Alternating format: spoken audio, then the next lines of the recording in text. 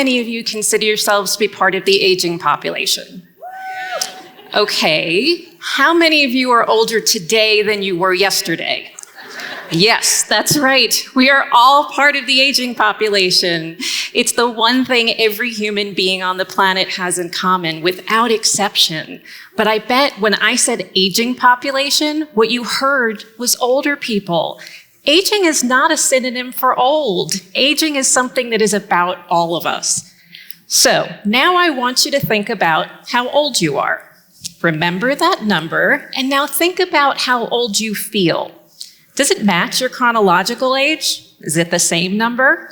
If you're like most people, it isn't. Most people will say that they feel younger or older than they actually are. There's a name for this phenomenon. It's called subjective age. Subjective age is perfectly described by the common expression, "you're only as old as you feel," which is a sentiment that we tend to accept at face value. Maybe you have days where you wake up and think, I have so much energy today, I feel like I'm in my 20s. Or maybe you wake up one day with a backache and think, I feel like I'm 90 today. The saying, "you're only as old as you feel," is a well-intentioned but misguided way to make peace with our own aging. To truly understand aging, we need to embrace one simple idea. Whatever your age, you feel the age that you are.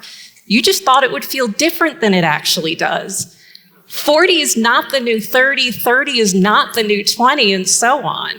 We say these things because our expectation for what it means to be any given age comes from what we learn about aging. And unfortunately, what we learn about aging has a lot in common with the way a horny teenager learns about sex. It's a lot of misconceptions and half-truths. But whereas we eventually learn the truth about sexuality, few of us realize that we never learn the truth about aging. What we learn about aging is often influenced by unconscious ageism. And ageism results from what we learn about aging. It's an insidious feedback loop resulting in a dysfunctional pattern of thinking that keeps us from seeing the potential in ourselves at any and every age. You feel the age that you are. I'm 53 and I feel 53. This is what 53 feels like for me. Your 53 might be completely different. The paradox of aging is that while it's something we all have in common, no two people age in precisely the same way. Our geographic location, personal habits, race, gender, education, and so much more are all factors in our aging experience. So, how does ageism influence our understanding of aging? Well, ageism happens when we stereotype or discriminate against people based on age, whether directed at those older than us or younger than us. For example, if you've ever thought, young people are so lazy and entitled, or old people are so lazy and entitled, that's ageism. And yes, I hear both of those a lot.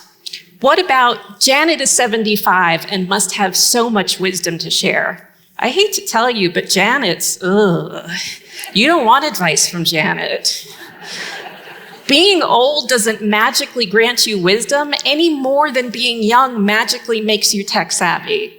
I have a 20-year-old daughter with a college education who could not figure out how to set up her smart TV. Another dimension of ageism is self-directed ageism. That's the fear, shame, or dread we carry around about being or becoming older. And it's important to remember that this isn't always a conscious thought. But if we believe that growing older is solely a process of decline, it makes sense that we'd have a degree of fear around it. But aging is the simultaneous process of decline and growth. I want you to think back to yourselves at, let's say, 12 or 15 years old. Really remember what you were like back then, your hopes and your dreams, your skills and your knowledge, and also remember the awkwardness, maybe braces, probably interesting fashion choices. Yeah, I can feel you cringing right now. Being 15 was fun and challenging. Since then, I guarantee you've learned new things, developed new skills, and are much more comfortable being you overall. 15-year-old you worked so hard and has come so far to be the person that you are today. This is all part of your aging. It's easy to fall into the trap of thinking that aging is just about decline. But guess what? Growth and development don't just magically stop once we reach a certain age. The research shows that as we grow older, we're actually more comfortable in our own skin. We're less likely to define success based on ability. We choose relationships that are good for us, and we feel a greater sense of freedom to be our unique selves. Aging is the process of change that happens over time. Change to our bodies, our psyche, our social roles, and our emotions. And yes, this includes some decline. We are, after all, mortal beings. But having tunnel vision towards fear of decline prevents you from seeing the entire picture of your life. You don't actually want to be a younger version of yourself. You want to be an ideal version of yourself.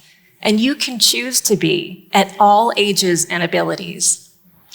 When you ask people to define what it means to be young or old, something interesting happens. Old is described as everything from wise and experienced to frail and senile. Young is described as hopeful and energetic, and also immature and ignorant. You see the problem. Trying to ascribe so many meanings to something renders it effectively meaningless. The actual definitions of old and young are really simple. Old is having lived or existed for a long time. Young is having lived or existed for a short time. That's it. But whether older or younger, people are put in the position of navigating the frustrating stereotypes heaped upon them. So, how do we change our mindset from you're only as old as you feel to you feel the age that you are? There's two simple things that every one of us can do starting today. Number one, don't project your current self onto your future self. What interests you today may or may not interest you tomorrow. What makes you happy today may or may not make you happy in the future. When I was 2 years old, my dad was 27. And if you would have asked my dad at 27 to describe what happiness would look like for him in later life, he would have said something like, well, if I can smoke cigars, bet on the horses, and play football when I'm in my 70s, then I'll be good. The funny thing is that when I ask my dad that same question today at 79, his answer is drastically different. He's moved on and changed. Happiness for my dad now is composing music, spending time with loved ones, and watching his beloved New York Jets play football, while lamenting that his team is the New York Jets. Yeah. If you would have asked the 2-year-old version of me to define happiness or success for myself, I would have told you that as long as I got to eat SpaghettiOs every day for the rest of my life, I would be good. When we project our current self onto our future self, we're making assumptions about who we will be and what we will value. And by the way, I am happy to share the 53-year-old version of me has a much broader and healthier palate. Right now, you feel the age that you are, no matter what you're feeling. It isn't feeling younger that makes us healthier or more robust. That's a fallacy. Younger isn't good and older isn't bad. What makes us live longer, healthier, more meaningful lives is changing our understanding of what aging is. So the second thing that we can all do starting today is to remember that we are all role models for aging because it's what we're all doing. What we say about it matters. What we do matters. Own your age. Don't act like it's something to be ashamed of. Don't cover it up in Band-Aid words like seasoned or experienced. If you're old, own being old. Skip the patronizing language of referring to older and younger people as sweetie, honey, or dear. Don't fall into the trap of assuming that, let's say, all younger people are politically progressive and all older people are politically conservative. Simply by rejecting these kinds of age stereotypes, you're making a powerful statement. Big societal change grows from small, everyday moments, and you don't have to look too far back in history to see this in practice. Moments where regular people take action. You don't have to be a gerontologist giving lectures, or a politician writing laws, or an influencer with a huge following to make a difference. Enough little moments add up to reach the critical mass that sparks change.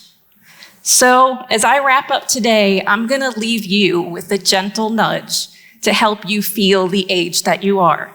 Because as you know by now, you are not 29 for the umpteenth year in a row. So on the count of 3, we are all going to say our age out loud for all to hear. Yes, let's embrace this together. Are you ready? Let's do this. 1, 2, 3. 53! Thank you so much.